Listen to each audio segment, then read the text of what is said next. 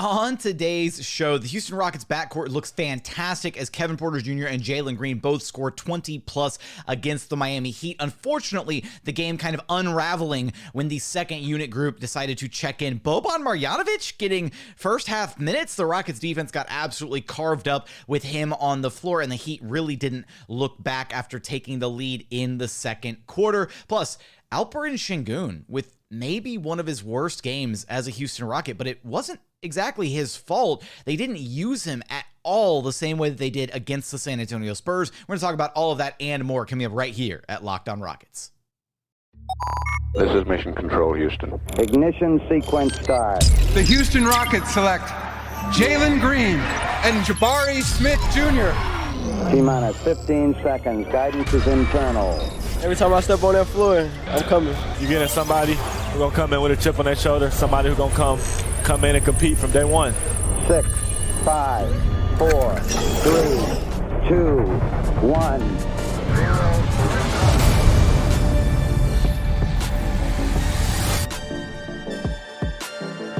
What's up, and welcome to another edition of Locked On Rockets, your daily podcast home for everything Houston Rockets basketball. As always, I'm your host, Jackson Gatlin, native Houstonian, a credentialed media member. I'm also the host of Locked On NBA Mondays, host of the State of the Rockets podcast, as well as Rockets Watch. Be sure to follow along on Twitter at JT Gatlin, and the show, of course, at Locked On Rockets. We are free and available on all podcast platforms, as well as YouTube, where you can help the show out a ton by commenting on the YouTube channel. Today's question: what was the best part of the Rockets Miami Heat game? Was it Jalen Green's performance? Was it Kevin Porter Jr.? Was it maybe Tari, Eason off the bench? Maybe KJ Martin?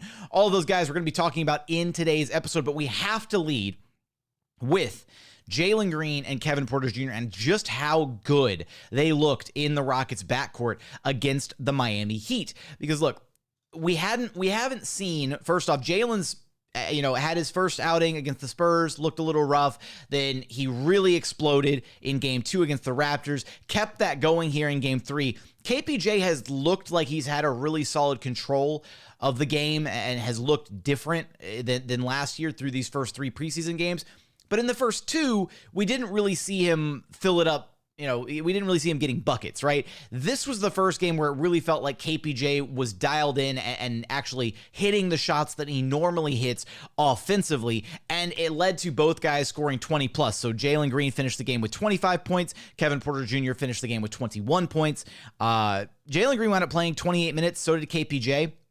A little bit closer to the minutes threshold that we can probably expect out of them in the regular season, but it's worth noting that Jalen hit his 25-point total before he was actually at 25 minutes. So that's back-to-back games against the Raptors and now against the Heat, where he's basically scoring a point per minute that he plays, which is absolutely absurd that you can sit here and say that Jalen Green is effectively scoring 1 point per minute of action run.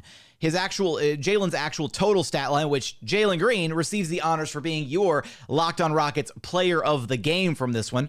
25 points, 7 of 18 shooting, 5 of 10 from long range, shot 50% from behind the three-point line, 6 of 6 at the free throw line, 4 rebounds, 5 assists, 1 steal, 3 turnovers. The entire team had a lot of turnovers. We're going to talk about some of the problems with the team defense and the turnovers in segment 2 as we also kind of explore the really weird usage of Alperen Sengun in this game. But overall, a really impressive game from Jalen Green. I was really encouraged by his ability to continue to seek out contact and get to the line. Again, that is a big part of his game and what will unlock more stuff for him moving forward. But in this one, he was lighting up from behind the three-point line. He had one where he brought the ball up and he had Dwayne Dedmon switched onto him, and he was just, holding into the three-point line. And I think Alp was getting ready to come and set a pick, and Jalen just, waved him off, no, get out of here. And he kind of, waited for a split second. Dedmon kind of backed up a little bit, and then Jalen just drilled a 3 right in his face. So Jalen Green's confidence feels like it's at an all-time high. Feels like he is just getting buckets upon buckets in some of the most ridiculous ways possible, especially in that Raptors game. I mean, some of the shots he hit were just absurd. He hit a lot of early shots in this one. You could tell it was going to be a kind of a special night where Jalen Green was going to be on one, and then KPJ also kind of followed suit, in knocking down multiple early shots in the first quarter. The one downside to Jalen Green's game in this one, the turnovers, maybe a bit concerning. He definitely tried to thread the needle a couple times. Like, he had Bruno Fernando on the roll once, and he tried this. I mean, the window was like maybe an inch wide for this pass. And he tried to whip it up towards Bruno Fernando, like a one-handed pass as he was dribbling into the strong side corner. And there were two Heat defenders right in front of Bruno, and somebody got their hands on it, tipped it away. It would have been an insane highlight reel play if he had gotten Bruno the ball and if Bruno would have been able to convert the bucket on the roll to the rim. But, my thing is, make the safe pass, don't necessarily go for the home run pass. And that was one where it's the window is almost non-existent. Good idea, but probably needed to, make it happen a few moments sooner. The passing, though, is encouraging. Again, he had 5 dimes in this one. Jalen looks really comfortable in the pick and roll, and that's a really big part of the next evolution of his game, is just having him become more comfortable on the ball, creating for others, all of that. So some great signs there. One downside to his offensive game, he was 7 of 18 shooting, I should say, in this one. He was just 2 of 8 inside the 3-point line. And some of those misses came from being right at the rim and not being able to convert after he just completely broke down his defender, right? So there was a couple possessions where he drove in and he just, turns on the jets, the insane first step, all of that, gets right up to the cup, and he's just moving so fast that he can't slow down, or isn't able to slow down quite enough yet. The deceleration not quite there, to where he goes to lay it up off the glass and his touch is just off because he's just zooming past his defender into the teeth of the defense, whatever. So that's just something to, continue for him to try to work on, is being able to convert those attempts, because he's able to get open. It feels like nobody can guard him one-on-one. He's able to get open, but he needs to be able to convert those attempts when he does get open. The free throws are going to help out a lot in that regard, but he still needs to be able to hit the ones where he is, once he breaks down the defender. Speaking of breaking down a defender, he had Victor Oladipo on skates. He came around a screen on the weak side, caught the ball top of the key, started to drive in, did a little snatchback dribble, and Victor Oladipo went, whoa! That was hands down one of the funniest plays of the entire game. And then Jalen, of course, drilled the 3-pointer. That was a nice little move by Jalen. And then KPJ in this one, 21 points, 7 of 13 shooting. Shout out 713. 3 of 7 from 3-point range, 4 of 6 at the charity stripe. Had 7 rebounds, 6 assists, 3 steals, just 2 turnovers. Really impressive all-around game from KPJ. Looked really, really good in the pick and roll. Getting other guys involved was it felt like he was kind of at points actively seeking out his shot, really looking to kind of get going, especially after he hit, he had a couple early buckets in this one. And I think maybe that was his signal in his brain where he's like, all right, I'm on one today. Let's rack up these buckets. But he was still working to get others involved, right? Finishing with the 6 assists and kind of his control of the game felt solid when he was on the floor. The one area that is a bit concerning is that the Rockets just were not able to get Alperen Sengun going whatsoever in this game, and a large part of that is because they just completely changed how they were utilizing Alp compared to the first preseason game against the San Antonio Spurs. We're going to talk about that, as well as the Rockets' kind of defensive collapse in the second quarter with the second unit, some of the rotation pieces that got significant run in this one, some of the guys who missed time in this game. We're going to talk about that after a quick message from my friends over at Built Bar. When it comes to protein bars, you've got to check out Built Bar. They're the #1 protein bar on the market, and for very good reason. Every single bar is coated in 100% delicious chocolate. They're soft, they're easy to chew, they're not gritty like other protein bars out there. And if you haven't tried Built Bar Puffs yet, you are depriving yourself of one of life's greatest joys. And guess what? They've got a brand new flavor ready for you to check out. Delicious, indulgent cookie dough covered in chocolate. That's right, Built Bar has done it yet again. And when you go back to their protein bars, they've got so many incredible flavors to choose from: raspberry, strawberry, salted caramel, cookies and cream. You really can't go wrong with a single bar on their menu. So go check them out. Go to built.com and use promo code LOCKEDON15 to get 15% off your very next order of the best tasting protein bars or Built Bar Puffs in the market. Again, that's promo code LOCKEDON15 for 15% off at built.com.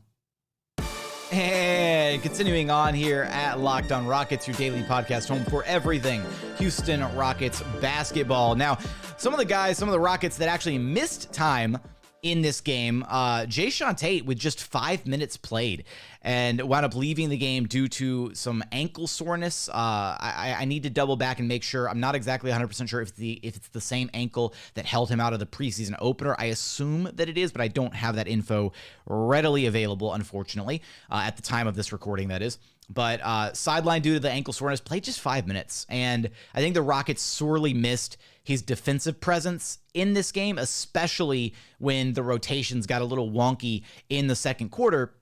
Another guy, Daishen Nix, out of this game. He was dealing with some back soreness, as Ben Dubose highlighted in our last episode. So it's not entirely shocking that he would miss this game, but he was in street clothes, just not suited up whatsoever for this one. So Ty Washington got some early run in the, I think, end of first quarters, start of second quarter, where he checked in to kind of run the bench unit. And unfortunately, it was that unit that really cost the Rockets the lead, and where the Heat were able to really get back into this game, because they were running a bench unit of Ty Washington, Josh Christopher, Garrison Mathews, Tari Eason, and Boban Marjanovic. Now, look, I love Boban as much as the next guy. And Boban Victory Cigar is a fantastic thing to have on the team. And the vibes are immaculate. He's great, great personality to have around all these young guys, all of that. But if you're going to throw him in at the top of the second quarter, you're forced into playing a very specific style of defense. And the Miami Heat absolutely carved up that defense, because with Boban in there, you're forced to play an extremely deep drop defense. There we go. That's the words. Deep drop, deep. Try saying that 5 times fast. Boban's basically camped out near the paint, near the rim, when he's guarding pick and roll when he's in the game. You can't have Boban, all the way out, meeting at the level of the screen, switching. You can't do any of that defensive stuff with Boban. And so the Miami Heat shooters absolutely carved up that drop coverage defense by the Houston Rockets. Duncan Robinson was carving it up. Max Strus was carving it up. They had some randos off the bench that were carving it up. Basically, every single time somebody came off of a screen with Boban in the game, they were pulling up from 3, or they were taking a quick dribble pull up into 2-point range and pulling up from there, because Boban just wasn't in position to contest very well. And I saw some Rockets fans kind of, upset about the defense, and they were like, well, Tari needs, and it's like, no, it's not a Tari thing. Like, Tari might be the guy chasing somebody around a screen, but even if you're absolutely fighting your hardest to get over a screen, like, there's only so much you can do if your big man, who's part of that screen and roll defense, is 10 feet away, because he's not going to come out to the perimeter. So that lineup was really frustrating. I was done with it in about 30 seconds. I don't know why John Lucas opted to play Boban the way that he did in the minutes that he did early in the game. It really felt like the Rockets let go of the rope during that stretch of time. And then the other issue with that lineup was the fact that the only competent playmaker on the floor for that group of guys was Ty Washington. And it felt like he maybe was a bit like deer in headlights when he was out there. He didn't wind up having any turnovers, but didn't look super comfortable running the offense when he was out there in the minutes that he got at the top of the second quarter, and kind of running that specific second unit group of guys.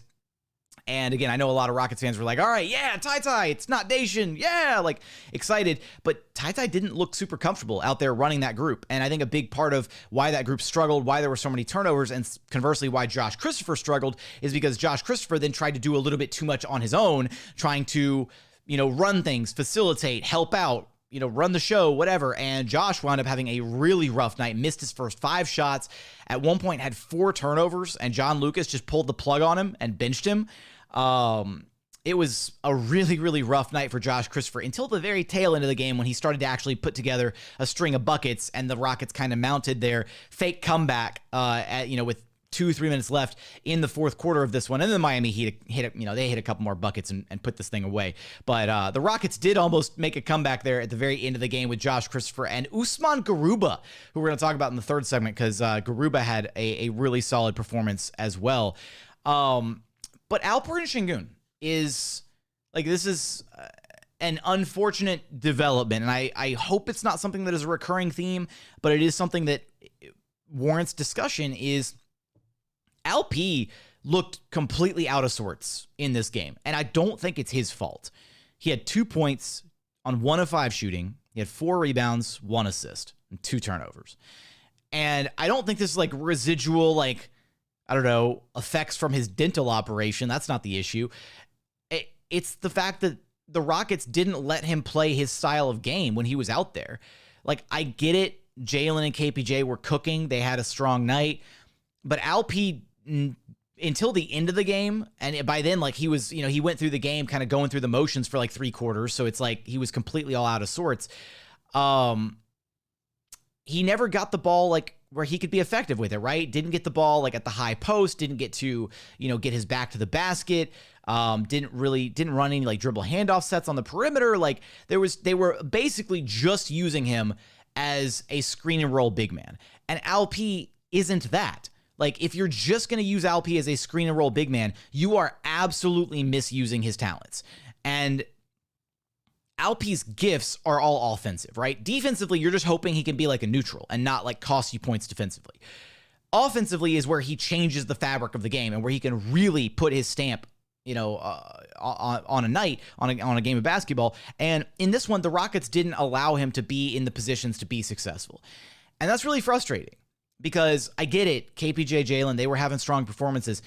And that kind of leads me back to like a few weeks back, we did a rotations exercise with Palo Alves on the show, and we like mocked up some Rockets rotations and stuff. And one of the rotations things that I tested when I was looking at the Rockets rotations for this year was, well, they don't really have like a clear-cut great option at backup point guard, right? They're going to test things with Daishen Nix. Ty Washington has a lot of potential, but as we saw with this second unit in this game, things did not go super swell with that second unit.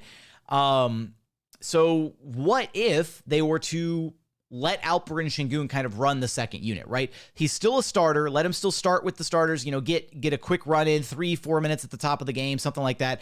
And then he hits the bench early and then comes back at like the end of the first quarter when Jalen and KPJ both go hit the bench, and then he can be featured and be the focal point of the second unit, right? Where he comes in and the offense just runs through him, where you put guys alongside him that are adept cutters, shooters. You can have Gary Bird next to him. You can have Ty Washington, good catch and shoot player next to him. You can have Tari, KJ, whoever, right? Basically, if you're not going to use Alp as a focal point in the offense, why even have him on the floor? That's kind of where I'm at. And so this game felt so drastically different from game 1 against the San Antonio Spurs that, it kind of brought this idea back to me of how they could potentially, actually roll out his skill set and make the most out of it, right? Because there are some question marks about who can be kind of the secondary playmaker, secondary creator for this, Rockets bench unit, because it hasn't looked great with Daishen so far, and it hasn't looked great with Ty so far. And it's not Josh Christopher's role. He's not a playmaker. He's not a, Josh can, he's a bucket getter, right? And if he breaks down the defense and gets inside, then he needs to be aware about, when to pass out, when to kick it out to somebody else.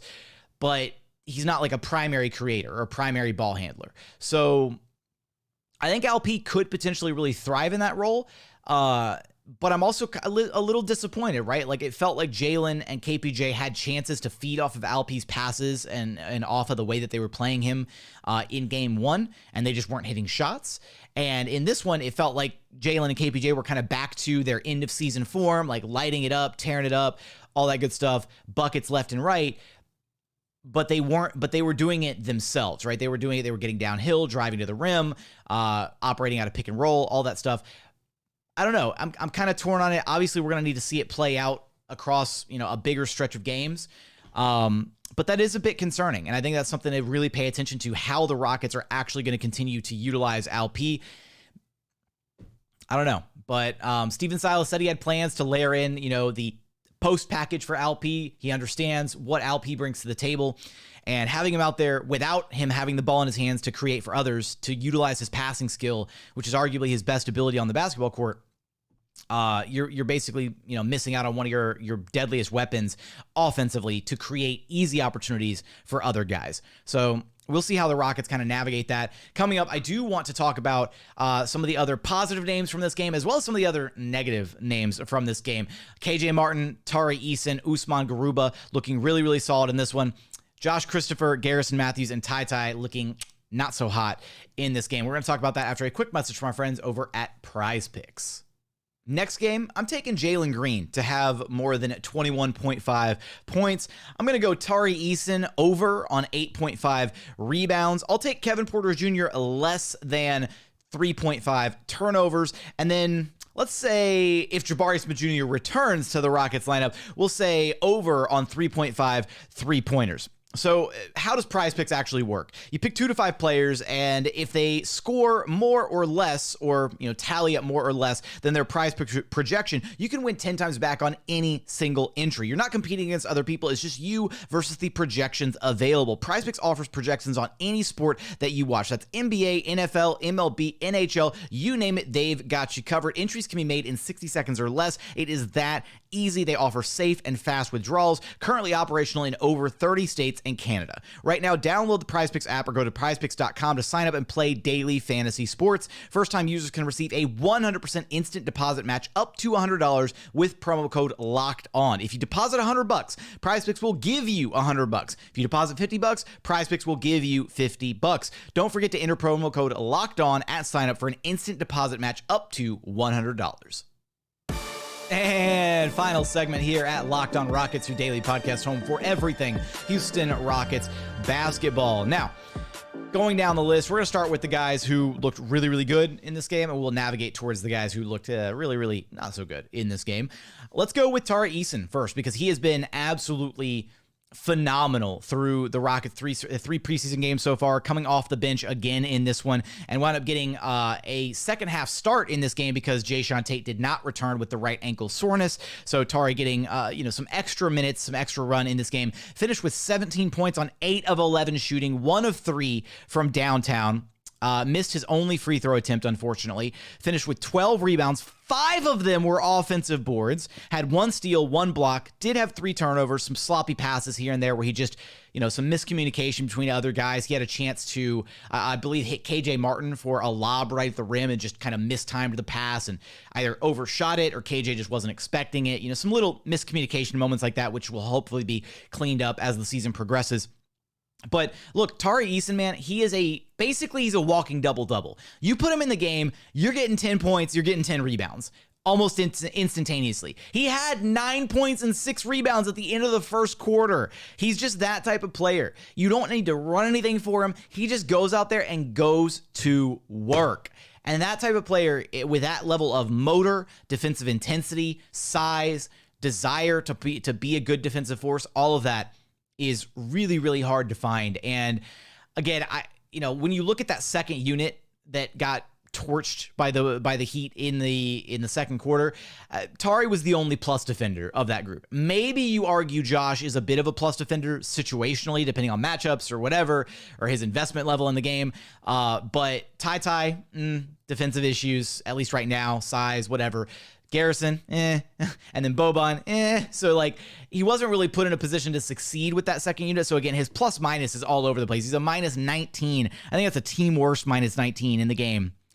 Yeah, team worst minus 19 in the game. But he absolutely makes things happen when he's on the basketball floor. And I do think it's worth noting, again, missing Jae'Sean and the defensive intensity that he provides and the leadership that he provides out there on the court.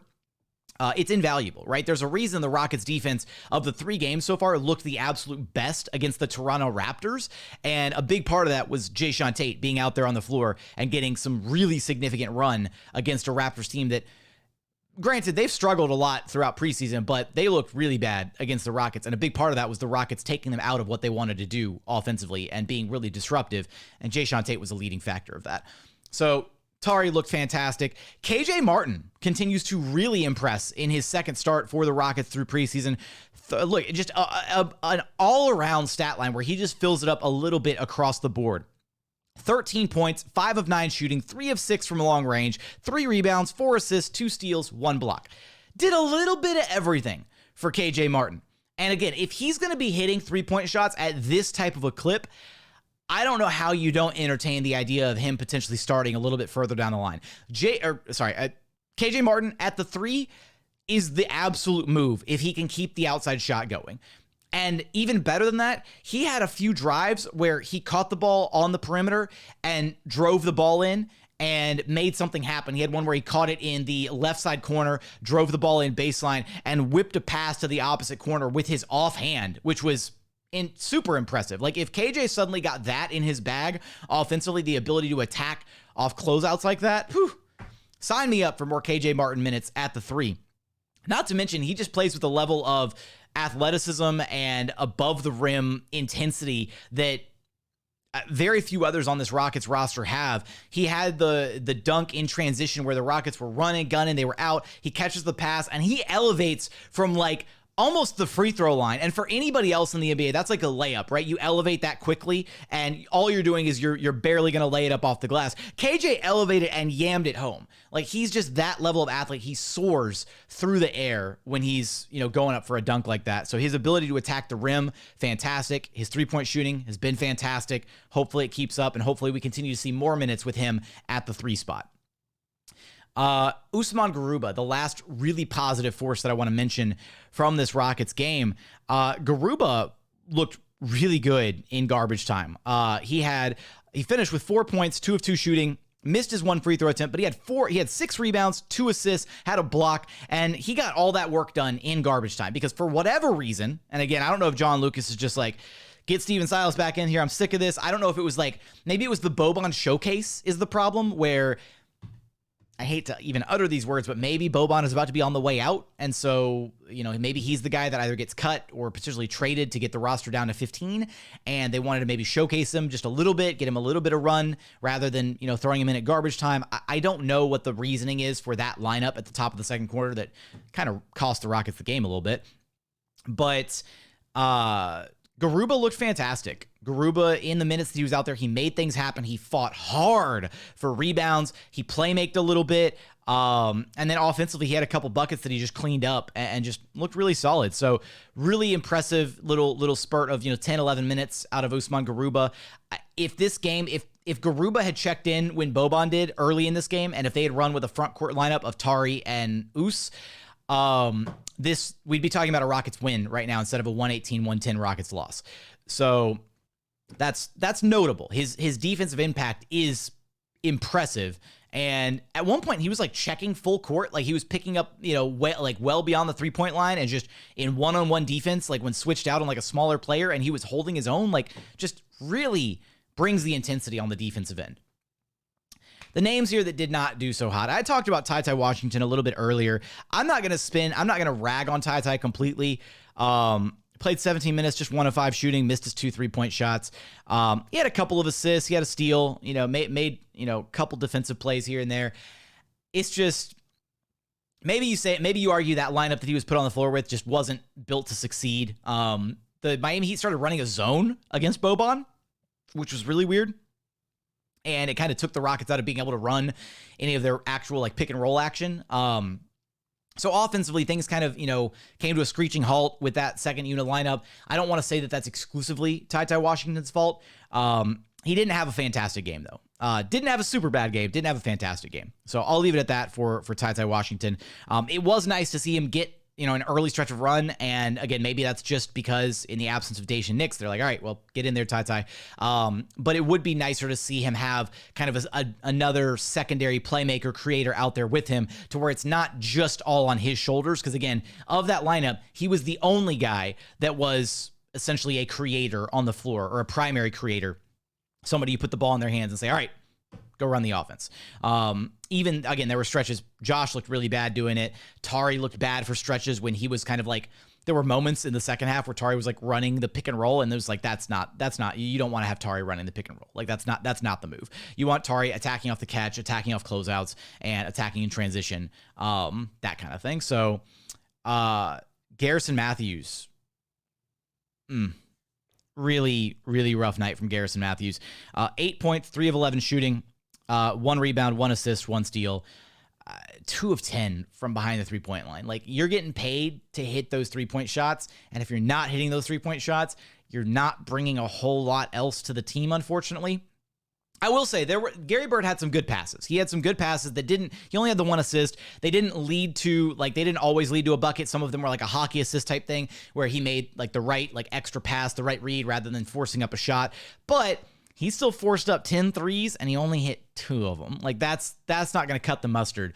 And Gary Bird also cut the hair, right? He's back to the traditional Gary Bird look. He got rid of the long locks. I don't know if he donated them to Locks of Love or whatever, but he got rid of the hair. Maybe he thought the hair was, had him in a funk, but he's still kind of in a funk. So we need to see Gary Bird get back to the old version of Gary Bird, where he's actually hitting some shots at a decent clip, because otherwise he's going to lose his spot in whatever rotation the Rockets decide to run with at the top of the season very, very quickly, because there's other guys that are providing a lot more defensively, can provide a lot more offensively, better athleticism, the ability to attack the rim better, the ability to cut and play off ball better. There's a lot of areas where if Gary Bird doesn't have the shot going, I don't know if he's long for, a role on this Rockets team. And then lastly, kind of a mixed bag here with Josh Christopher, because Josh really struggled at one point. Again, he was 0 of 5 and 4 turnovers at one point in this game. Then he hit 3 shots in a row. Tail end fourth quarter, he hit a couple midi buckets, hit a 3-pointer, which was felt like a heat check. And so boom, racked up 7 points really, really quickly. And then he wound up hitting another 3 later in garbage time. I mean, it wasn't really garbage time at that point, because the Rockets were back in. They cut the lead down to it was 4 points or 6 points at one point. They were back into this game off of the efforts of Josh Christopher and Usman Garuba there at the tail end of the fourth quarter. He had 3 rebounds, 3 assists, 1 block, but the turnovers were just a lot to stomach. And again, I think a big part of that was him being put out there with a lineup that wasn't necessarily built to succeed, unfortunately. Without having a true blue primary creator that was comfortable.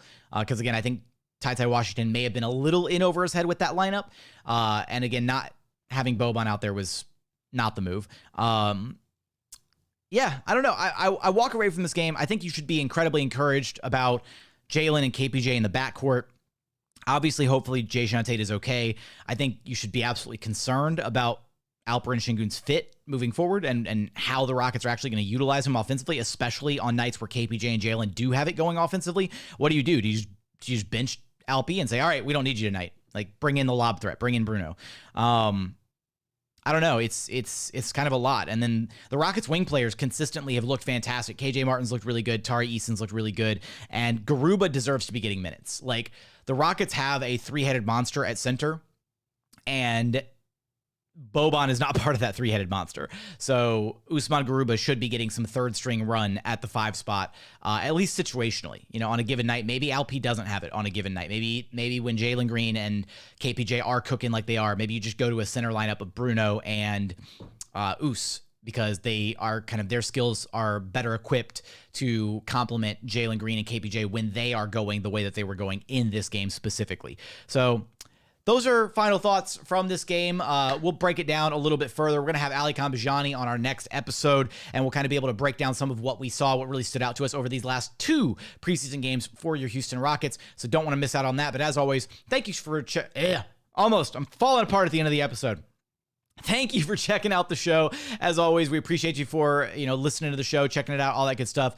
If you haven't done so yet, please consider subscribing wherever you listen to your podcast. That's Apple, Spotify, Google, the Odyssey app, free and available on all podcast platforms. We're also on YouTube. Just go to YouTube, search up Locked On Rockets. Be sure to go comment on the question of the day. What was your favorite thing from this Rockets Heat matchup? Let us know in the YouTube comments. I do read each and every one of those. But as always, thank you so much for watching. Thank you so much for listening. And we look forward to having you back right here at Locked On Rockets, your daily podcast home for everything Houston Rockets basketball.